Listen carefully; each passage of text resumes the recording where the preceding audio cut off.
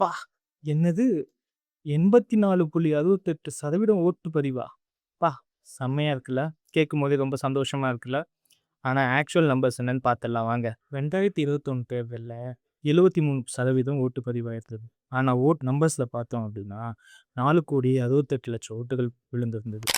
அதுவே 2026ல 84% கிட்டத்தட்ட ஓட்டு பதிவுன்னு அப்படின்னு சொல்லிட்டு இருக்காங்க. ஆனா ஓட்டு எண்ணிக்கை பார்த்தீங்க அப்படின்னா 4,83,00,000. பெரிய டிஃபரன்ஸ் இல்லையே! 22,00,000 தானே டிஃபரன்ஸ் வருது. ஆனா எப்படி பெரிய ஜம்ப் ஆயிருக்கு அப்படின்னு பார்த்தீங்கன்னா, அதுக்கு ஒரு காரணம் எஸ்ஐஆர். சரி. எஸ்ஐஆர்னால நெறைய ஓட்டுகள் வெளிய போச்சு. அதனால வந்து ஆ ஓட்டு பெர்சன்டேஜ் அதிகமாயிடுச்சு. இப்போ ஏன் நான் இந்த வீடியோ இந்த டைம்ல ரெக்கார்ட் பண்றேன் அப்டின்னா, 2016க்கும் 21க்கும் ஒரு டிஃபரன்ஸ் பார்த்தீங்கன்னா, கிட்டத்தட்ட 30,00,000 ஓட்டுகள் அதிகமா இருந்துச்சு. அப்ப யாருமே இந்த ஹைப்ப கிரியேட் பண்ணவே இல்ல. 30,00,000 ஓட்டுகள் அதிகம்ன்றது ஒரு பெரிய விஷயம் இல்லையா? 22,00,000 30,00,000 ஓட்டுகள் அதிகம்.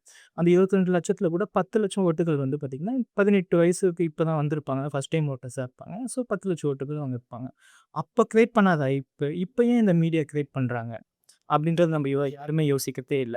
என்னோட கேள்வி என்ன அப்டின்னா, மீடியா ஏன் இத இவ்ளோ பெரிய விஷயமா காட்டுது? இது உண்மையிலேயே மக்களுக்காகவா?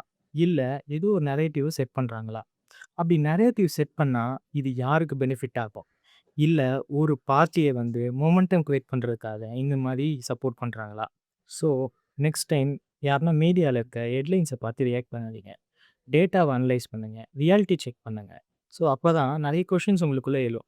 அதே கொஸ்டின்ஸ் பண்ணா தான் நல்ல சொசைட்டிக்கு வெயிட் ஆக்கும். நான் இந்த வீடியோவ எந்த ஒரு பார்ட்டிக்கு அகைன்ஸ்டாவும் நான் பண்ணல. பொதுவான மெசேஜ் குடுக்கறதுக்காக தான் நான் அத பண்ணேன். So thank you. உங்களோட இது என்ன அப்படின்னு சொல்லிட்டு கமெண்ட்ல போடுங்க.